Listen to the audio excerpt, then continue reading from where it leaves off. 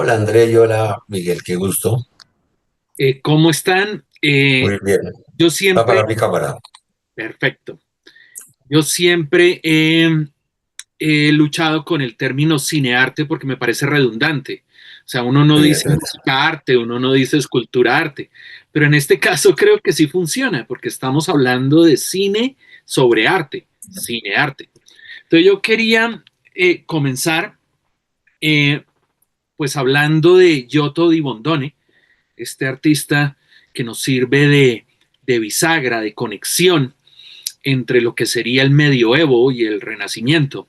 Su arte, que podríamos llamarlo revolucionario, se caracterizó principalmente por el manejo del espacio, por el manejo del volumen, por el manejo de la luz. Pero creo que sobre esto está esa insistencia en el naturalismo de las expresiones y los comportamientos de sus personajes que podríamos decir son en su mayoría seres humanos.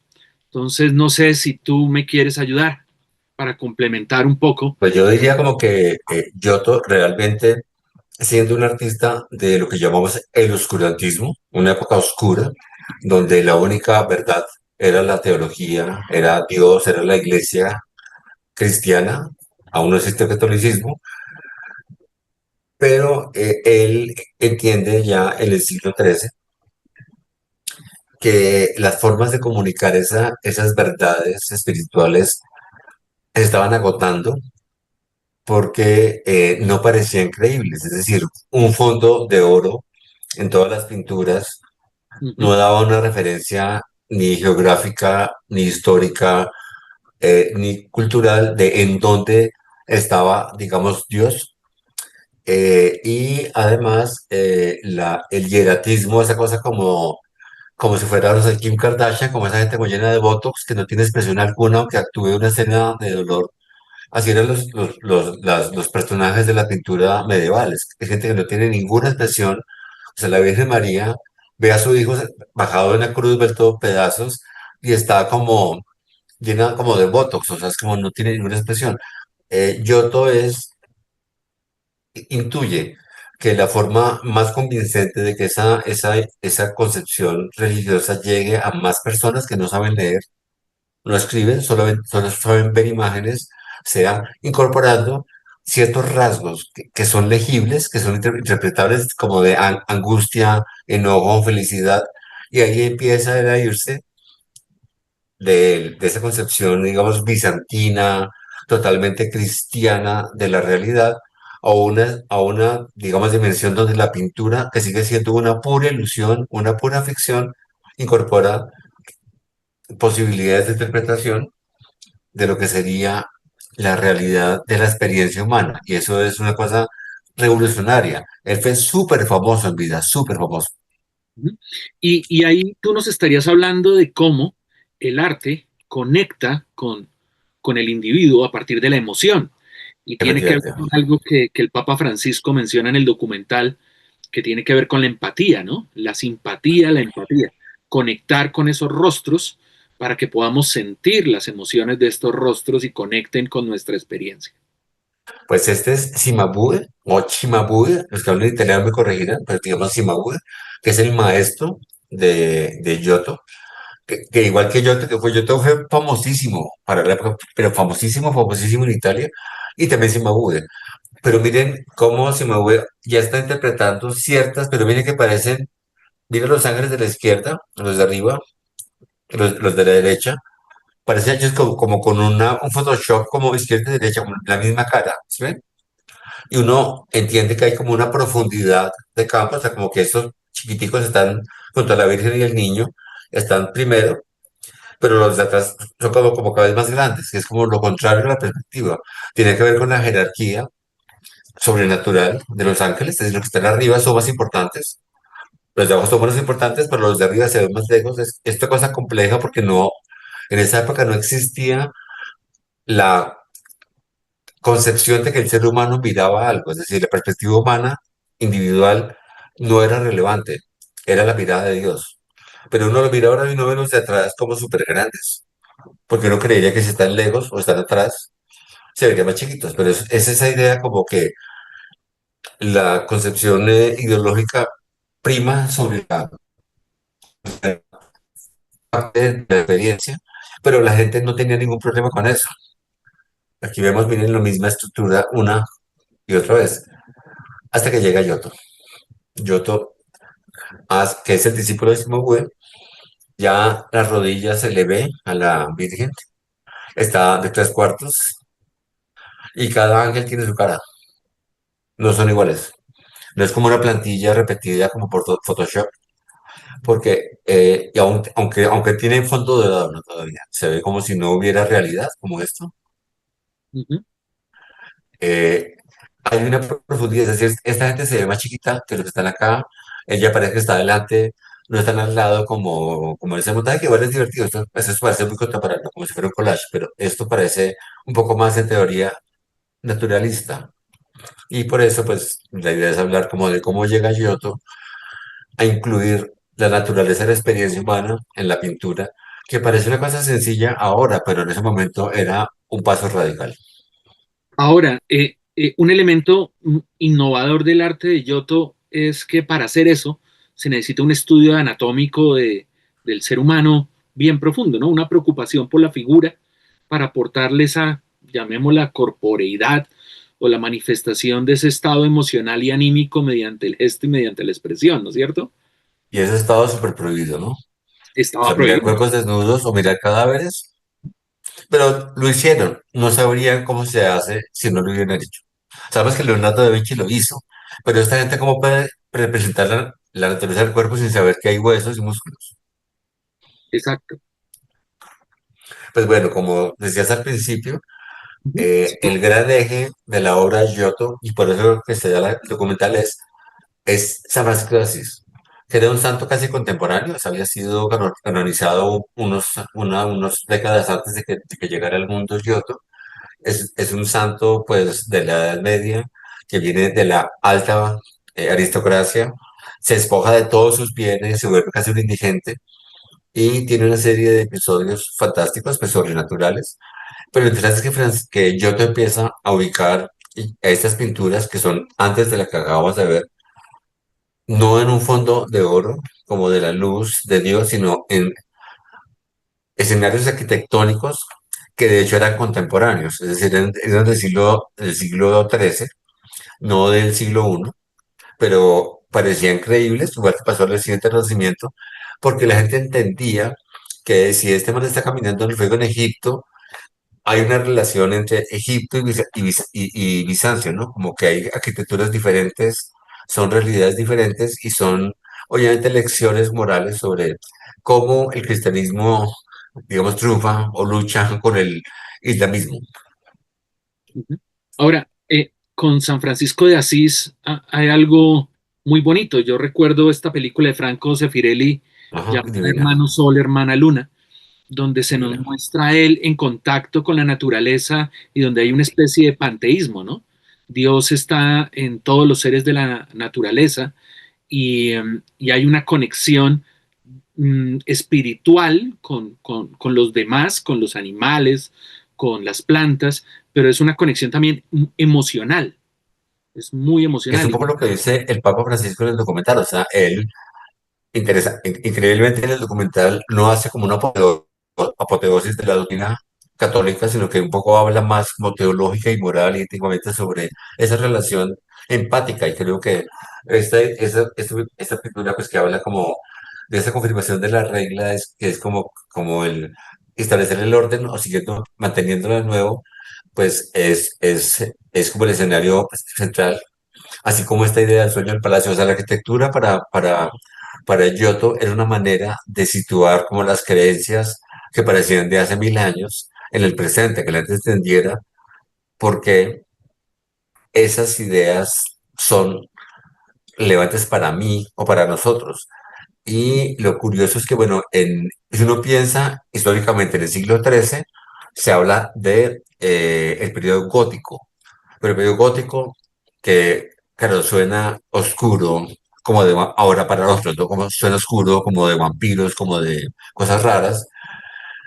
Ese periodo gótico se aplicó más como término al norte de Europa porque no había luz. Entonces, en las iglesias del norte de Europa, en Francia, en Alemania, hay vitrales, no hay frescos, porque no hay paredes. O sea, era tan oscuro todo que era como una arquitectura de vidrio. En el sur de Europa, sobre todo Italia, que es mucho más al sur, había luz. Entonces hay paredes y por eso hay frescos, que son un riesgo. No si hay un terremoto, pues esto se acaba. Pero en el norte de Europa había pintura como de caballete, como pinturas hechas en madera, más pequeñas. Pero Giotto es de los primeros que descubre que hay muros y se puede intervenir y usa esta técnica que sigue vigente todavía hasta hoy. Mucha gente hace frescos todavía, pero es esa idea de como la arquitectura parece el límite del arte, o sea, el arte limita con la realidad arquitectónica, cualquier obra que sea, y él usa esa metáfora para hacer visibles esas digamos, alusiones religiosas o morales de cómo sería un mundo, digamos, mejor, ¿no? Tú me dirás si de pronto estoy equivocado, pero Giotto pinta imitaciones de mármol, hace uso de una técnica llamada la grisalla. Sí, Sí, que es efectivamente, una técnica que venía de Roma. efectivamente, y seguramente de Grecia. Ujú. Ok. Pero porque lo que conocemos de Pompeya son pinturas como estas. Ujú, ujú. Y obviamente ya en esa época aún no se había descubierto Pompeya, o sea, no se conocía Pompeya, o sea, era una tradición tal vez viva, lo que lo llevó a pintar de esa manera. Cuando Pompeya se descubre, al fin, impactas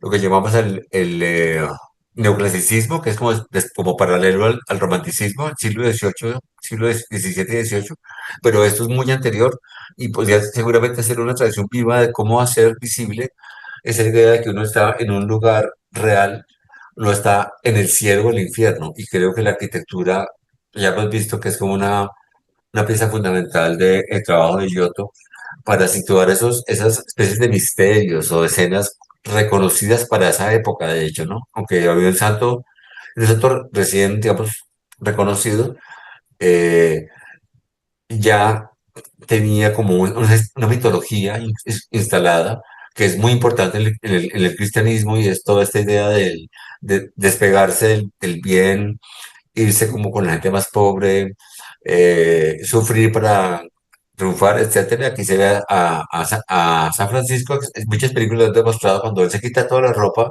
y le Sí, entrega a su padre, que es un aristocrático, todo y se queda desnudo.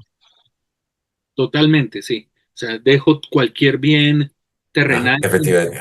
me entrego a la fe. Y es muy común el esto, claro, como es que de verdad, Giotto es como el pintor de San Francisco. Esta es una de las muchas imágenes que se llaman visión, que son como sueños, imaginaciones, proyecciones sobre lo que puede significar esa entrega a una concepción religiosa de la existencia. Están los caballos de fuego, que de hecho dieron origen a la película Shadows of Fire de hace 1000 años, que ganó un Oscar.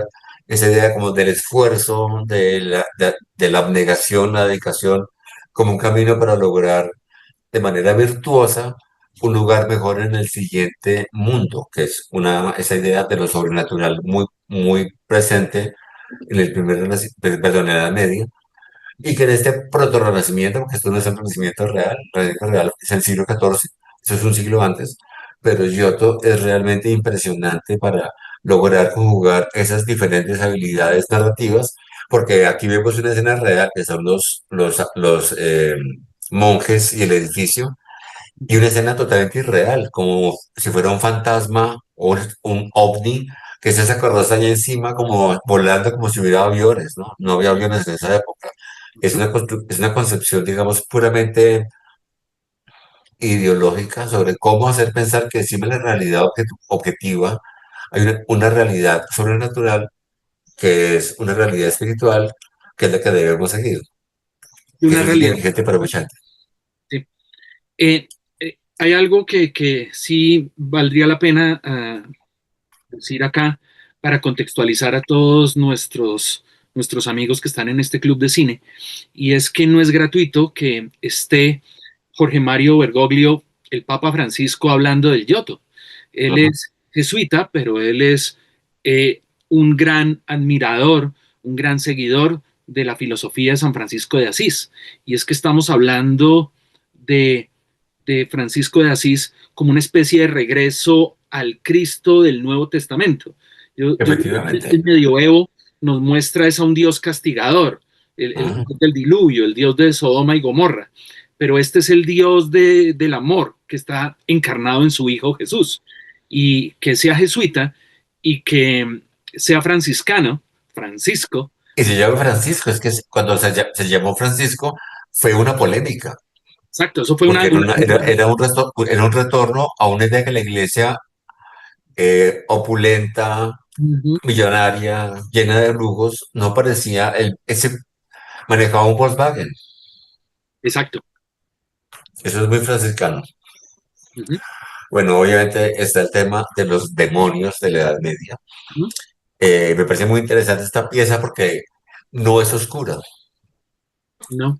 es una pieza lumínica, no es Darth Vader en la oscuridad Ujú, asfixiando a sus enemigos, es una cosa donde ese man levanta la mano como Darth Vader, pero no mata, pues como los saca, no los mata, los expulsa, pero de día, no de noche, que eso me parece interesante porque es contrario a las imágenes que uno tiene del medioevo, donde los demonios son aterradores, están siempre en la oscuridad, y es como un poco hacer pensar que los demonios somos nosotros. Si uno se ujú. saca de sí mismo toda esa porquería, lo puede hacer a las 10 de la mañana, no a las 10 de la noche. Y la arquitectura pues es obviamente medieval, porque es la única forma de que quien ve las pinturas entienda que eso le habla a esa persona de ese momento. Uno lo ve ahora como arte. Para ellos esto era el periódico, era como el periódico, el noticiero. La gente que iba a las iglesias en el siglo XIII y veían esto, veían noticias actuales que podían durar 100 años, pero eran cosas actuales. El tiempo era diferente, la comunicación más no existía, no había libros, Ujú. pero sí realmente es increíble cómo él logra narrar esas historias que están escritas hace muchos años en clave contemporánea. Y esto conecta también, creo yo, con algo que en el documental dice el Papa, y Ujú. es, yo no creo que hayan unos demonios y unos ángeles en lucha por fuera del ser humano. El ser Ajá. humano es la conjunción de estos dos, ¿sí? Del mal y del bien. Y siempre va a haber como una contradicción o una especie de complejidad. Él se refiere a que un ser humano puede ser bueno, pero puede tener un defecto, un vicio, una virtud y que así es como de pronto podemos entender esta concepción que ya no se ve tanto en polaridad, sino en una convivencia, ¿no? Yo lo llamaría una lucha, un Pues enfrentamiento. como esta imagen, que es como esta idea que es muy emblemática del Nuevo Testamento, que es como Jesús expulsando a los vendedores del templo, Sí, que aquí es un poco más sutil, en piezas más contemporáneas es mucho más radical, pero es esta idea de que aunque conciban o coincidan, perdón, en creencias similares, la forma de aprender o entender la relación de las creencias con los lugares sagrados es dispar. Y él le dice como, aquí no se hace esto y es de pelea, pero me gusta mucho el hieratismo de esto, pero igual viene lo importante de la arquitectura, ¿no? Uno ve un fondo azul que puede ser equiparable al dorado de Zimbabue, ujú. pero la arquitectura está ahí, es arquitectura gótica, arquitectura del siglo XIII. Ahora, pensemos en ese Cristo que se vuelve más humano en ese pasaje, Ujú. porque Efectivamente. estalla en ira, pero es una ira que está Ujú. buscando restablecer el hogar del Padre como un hogar de oración y no de opulencia. Efectivamente. Claro, aquí sigue existiendo la convención de ponerle al santo un pedazo de oro alrededor. Pero aquí la más interesante es este noble que se quita su capa para tapar un charco para que San Francisco no se ensucie los pies, que es como, eso no sé si pasa todavía, pero es muy impresionante que uno ponga una tabla de madera para pasar un charco, es increíble, pero una capa de un noble es como increíble, significativo. Ujú, Ah, este ya vimos.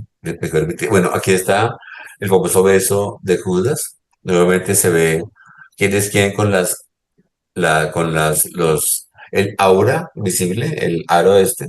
Y aquí miren, lo particular es cómo cada persona tiene una cara distinta. Digamos que los malos, que son los de la izquierda, tienen cara de malos, cada uno distinto. Y los buenos pues tienen su aura y están ahí como dispuestos a hacer lo que sea, por lo que sea. Ujú. Bueno, aquí por ejemplo, miren cómo ya la arquitectura está por encima de las personas. Es decir, como que para un espectador común, o sea, uno vive su vida en casas, apartamentos, oficinas, El iglesias, espacio, el hábitat. museos, teatros, etcétera. O sea, la arquitectura es la realidad digamos, rodea a los seres humanos. Y pues ya en el siglo XIII, ya que es XIV, en este momento, Giotto interpreta esa idea de que la pintura es un camino a entender esa realidad espacial de que vivimos en edificios, no vivimos en el campo, no Ujú. somos como supervivientes desnudos de Discovery, o sea, no estamos en el campo buscando pescar una araña o lo que sea, o un cangrejo. Estamos en edificios y aquí los ángeles, del Espíritu Santo, están en una especie de jaula, que es una suerte de iglesia totalmente gótica, que es muy curioso que el gótico, como les decía, se usa como término en el norte de Europa, en Italia se usa el término bizantino, pero formalmente hablando son casi que idénticos, ¿no? Salvo que en el gótico del norte de Europa hay vitrales, en el gótico del sur de Europa hay frescos, pero en general, mira la arquitectura, eso es como Notre Dame de París, muy parecido. Sí, sí, sí.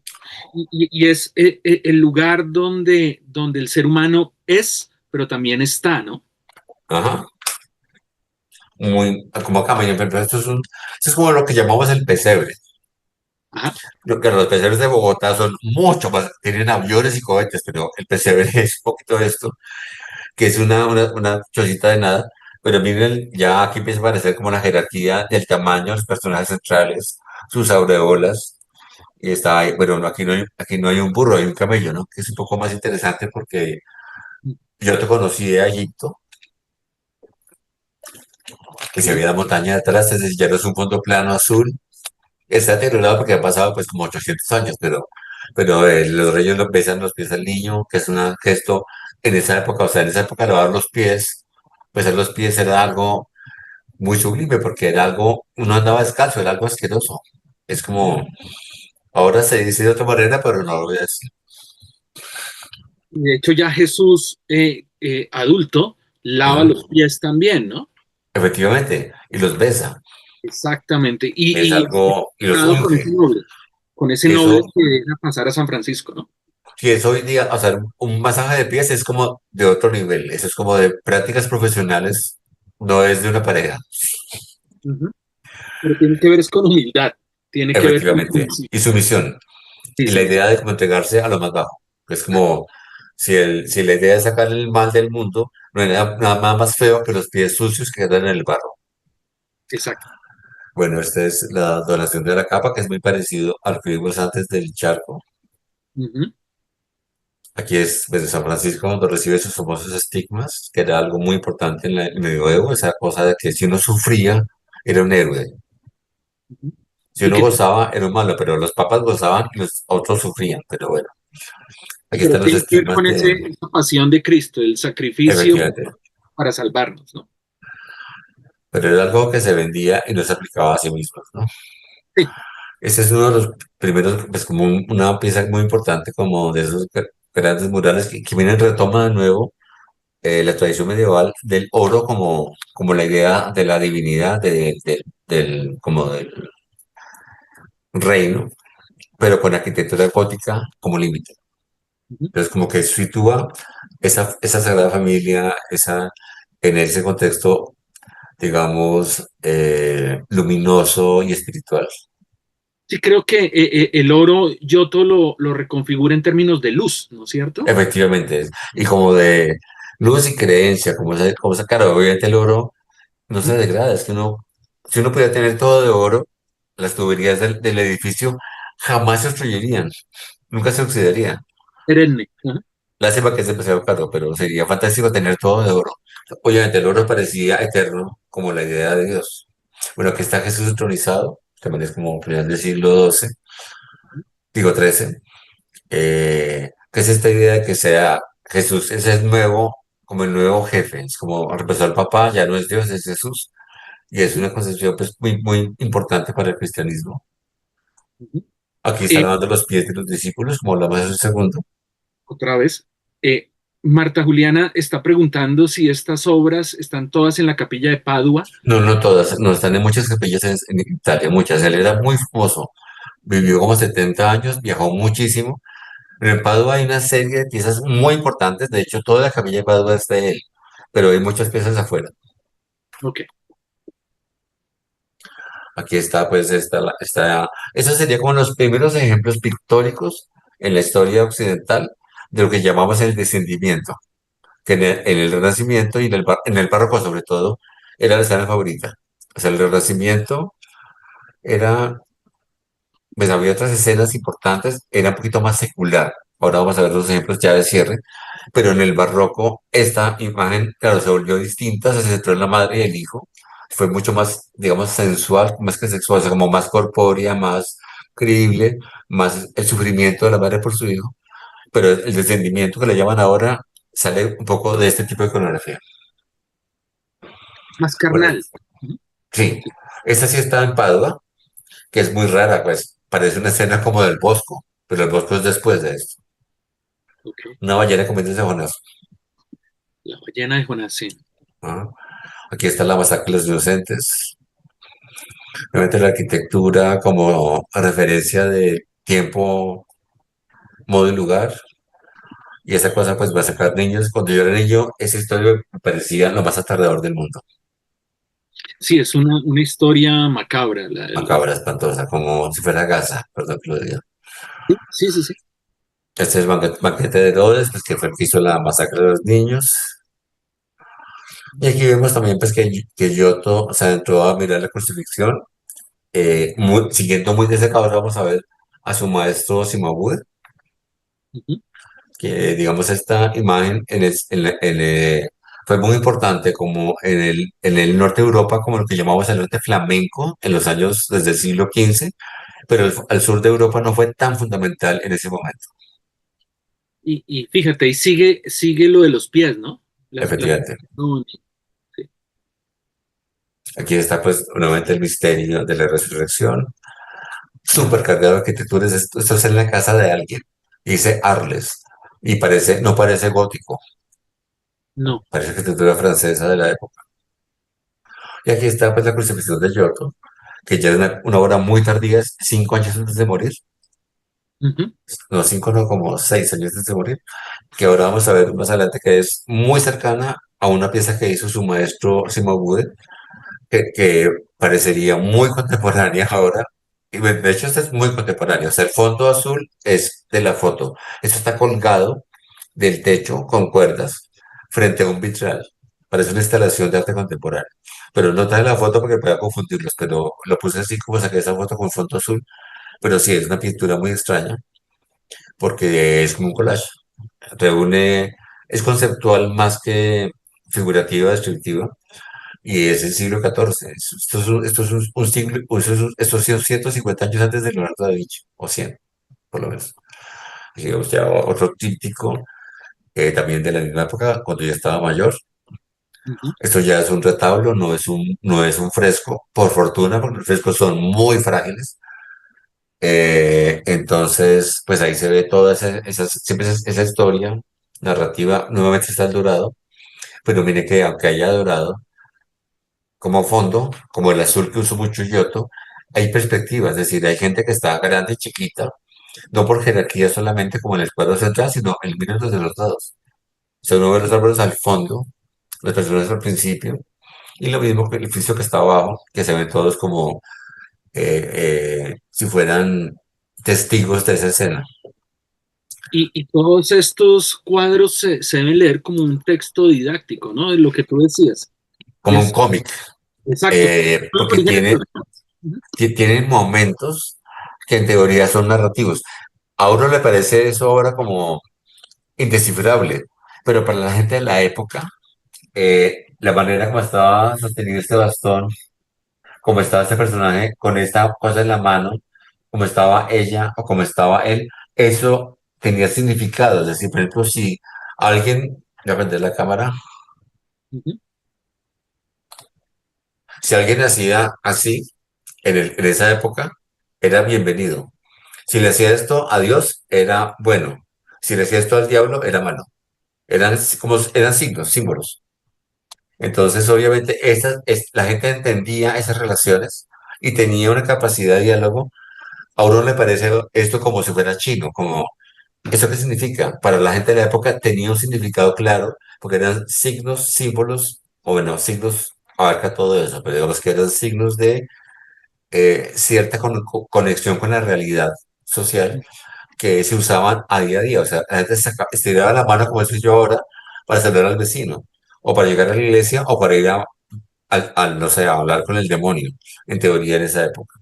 Entonces Y es muy eso, interesante que son narraciones como un cómic, sí, públicas, masivas, unas eh, convenciones. Ujú. algo así, como, bueno, como pretende Códigos. ser Bogotá con su arte urbano. Ujú. Que Y no sé si lo logré. fíjate que en el documental, que está centrado en la representación gráfica de los vicios y virtudes, eh, todo el documental se centra en cómo a partir de figuras humanas se representa el vicio y la virtud, teniendo en cuenta cada uno de los elementos que Giotto representa en esa figura humana y los objetos o inclusive animales que lo rodean. Y ahora vamos a ver este friso que está por acá. Aquí está. ¿No? Esos son los vicios y virtudes que están en la capilla Esloveni, donde se hace la entrevista con el Papa. Donde hay un montón de piezas. Pero aquí están las siete virtudes y los siete vicios. En posición. Obviamente, a uno le parece más chévere los vicios, porque recuerda como al surrealismo, recuerdan a mucho del arte moderno. Las virtudes que están arriba, pues parecen mucho más estoicas, obviamente lo pretenden ser, parecen eh, personas buenas, pero nuestro contexto contemporáneo como que busca la bondad en la perversión, y como creo que las figuras de abajo, cuando uno ve gente vuelta a nada, uno como que, eso es interesante que diga, pero también Papa Francisco es como, no es tan absoluta esa diferenciación entre vicio y virtud. Depende ¿Qué de culturas, contextos. Y aquí están, bueno, como están aquí cuatro. Ay, es perdón. lo que dice el Papa Francisco? Que Sí, el ser humano es la conjugación de ambos, ¿no? de las dos cosas, todos. Como dicen los psicoanalistas, todos tenemos psicosis, neurosis, Ujú. eh, perversión e histeria, todos. Todos. Pero cuando se sale de un límite, pues toca tener ayuda. Pero en general todos tenemos esos visos o esos matices día a día. Aquí están esas cuatro virtudes, ¿verdad? Cuatro vicios más complejos que son brutales, que son pues como, ahí está después que no coloqué en español, pero bueno, está ira, Ujú. desesperación, envidia, que son como una obra, está en la mitad de su carrera, o sea, no es la obra, él muere en el año 37 creo, y esta obra es de 30 años antes, pero es cuando él está como más maduro que hace esta pieza, que es la que un poco motiva el título de la película, pues, Vicios y Virtudes, y para pensar esta idea de hace como 900 años o 800 años, se me en matemáticas, 780 años, no, más, bueno, en fin, algo así. Pero es mucho tiempo. Y mirar qué dijiste tiene esta idea ahora. Ujú. Y fíjate que estas representaciones son muy emocionales, ¿no? Hay Muy. gestos y hay dramatismo. Y hay individualización, no como el Exacto. Cimabue, no son iguales, todos son diferentes, todos. Los virtuosos son diferentes y también también los pecaminosos. Ujú. Y bueno, para cerrar, trae como unos pocos ejemplos que muestran cómo desde el protorrenacimiento del siglo XIII hasta el renacimiento del siglo XVI, o sea, como todos los renacimientos, digamos, ese riesgo, esa experimentación, esa revolución de Giotto de meter aspectos de la realidad, de la experiencia humana, de la naturaleza de la experiencia humana en la pintura, generaron transformaciones y reelaboraciones. Ujú. Aquí está pues Cimabue, su maestro, con una pintura un poco más tardía que la que vimos originalmente, ya no son del fondo dorado. Hay algo, digamos que una le parece todavía hierática y estática, pero miren que la rodilla tiene unos pequeños pliegues, las manos son como de alguien, pero el niño más o menos hace algo, ella mira para un lado, o sea, no, ya hay algo que no está tan quieto. Ese es el Cristo de Cimabue, que es el que emula, como vimos ahora, Giotto. Esto parece como de un artista contemporáneo, no sé, parece un artista, ese artista, ¿cómo se llama él? Se me olvidó, el argentino que puso como Cristo con un cohete. Parece algo así, ¿no? Pero desde hace como 800 años. Llama mucho la atención la pose que tiene Cristo ahí, ¿no? Y lo usó Giotto, que es como el sufrimiento, ¿no? Luego en la pintura que no traje, no puse el ejemplo acá, lamentablemente, en el Renacimiento alemán, que era muy oscuro, era muy medieval, seguía siendo muy de esta lógica. Hay un famoso Cristo, Cristo de Grunewald, que está retorciéndose de dolor y le cae sangre por todas partes. Es brutal, es una pintura impresionante. Esto Pero, va para allá. pero también Pero se ve ese éxtasis, ¿no? Esa trascendencia. efectivamente, no ¿No? es así, es inverso. Pero esto fue como 300 años antes de Grunewald. Exactamente.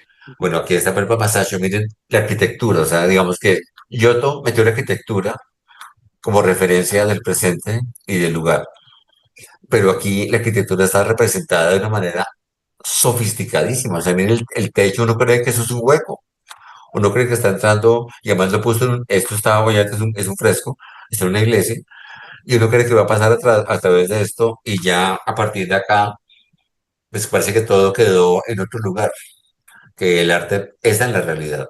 Parece que sale de la pared hacia nosotros, aunque sea una ilusión. Bueno, Uccello era un poquito surrealista. Esto pues tiene a profundidad de campo, tiene personas chiquitos, personas grandes, uno cree que está pasando algo, hay toda una escena, pero los colores son digamos, muy creativos. Es radical, pero también es muy exclusivo después de Giotto. Aquí ya llega Piero Francesca, que es una locura, es un personaje complicadísimo. Miren, por ejemplo, los personajes de la derecha tienen ropa del siglo XV. Los de la izquierda tienen ropa del siglo primero. Es como si fuera un teatro, o sea, ahí están flagelando a Cristo. Es como si fuera un cóctel, o sea, ya lo flagelan y aquí toman como, no se hablan y no les importa, como cuando uno va a una bienal de arte, como que pasa un performance donde alguien se corta el cuello y uno toma vino y habla. Es como una cosa muy, muy, muy curiosa de esas dos realidades, como la representación de la representación. Daniel Rojas nos ayuda diciéndonos que el Cristo en el avión de casa es de León Ferrari. Ese, sí, sí, yo conozco a León, se me borró de la cabeza, sí, claro, lo quería poner como Presentación referencia y no occidental y lo puse. cristiana. Ujú. Muchas gracias, Daniel. Bueno, aquí está Botticelli, que miren de nuevo la arquitectura, pero ya no hay azul, hay paisaje, ¿no? Ajá. Ya el azul de Giotto, que era como la idea del paisaje, ya se volvió pues paisaje. Eso suena como una paradoja. Sí, es como al dislocar a Dios como centro y al colocar al ser humano como centro, el espacio comienza a tener prioridad, ¿no? Porque claro, ya el Renacimiento es el origen del humanismo, Sí. que es una concepción compleja para el presente, o sea, porque el humanismo no es tan universal, no es multirracial, no Ujú. es multicultural, el humanismo es blanco y europeo, y es Exacto. obviamente individual.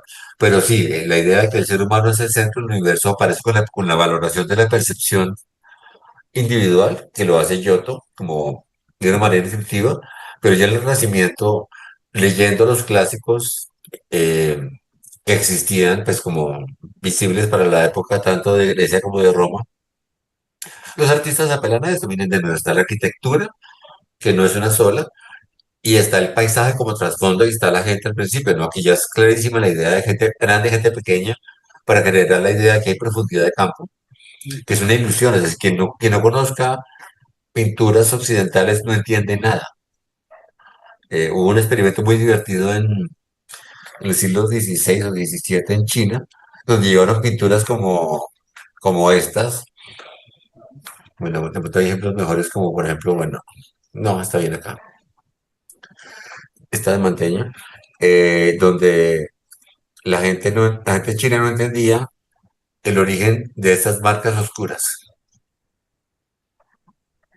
porque la pintura china es conceptual, o sea, el cuerpo es una línea, la cara, la piel es el papel.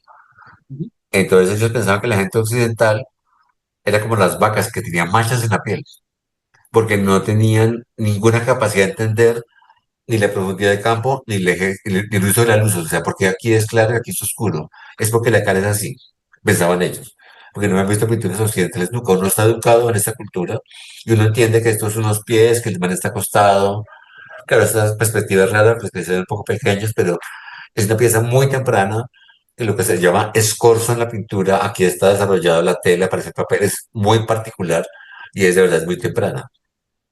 Y Bueno, es obviamente Leonardo ya llega a otro Gestalt, nivel. Dime. es puro Gestalt. La percepción no es algo per se, es algo que se aprende a partir de la conjunción de unos elementos y sus relaciones, ¿no? Y a nivel cultural, digamos que en cada lugar donde uno vive y cada época es diferente.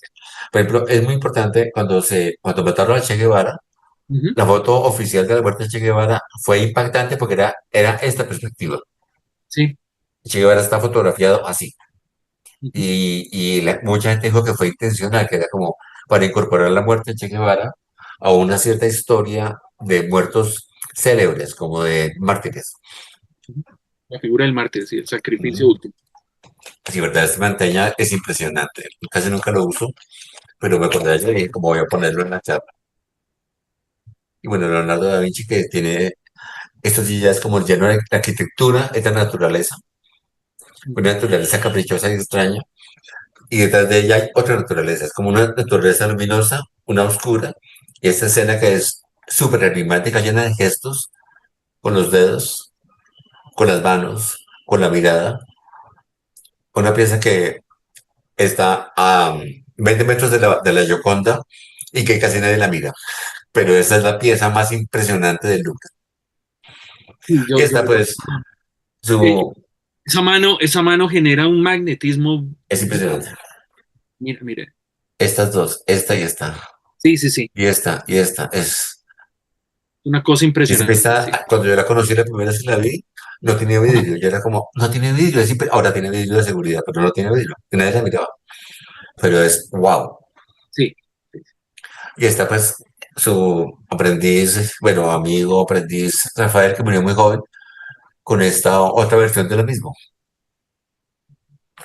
Aquí, claro, aquí hay más acción, pues hay una persona adicional, pero son los mismos, ¿no? sí. Pero aquí ya es un paisaje totalmente calmado.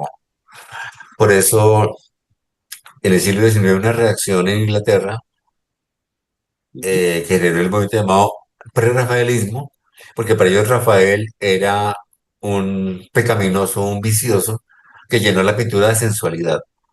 Y para ellos la pintura debía ser totalmente casta, pura, hierática y como el medioevo.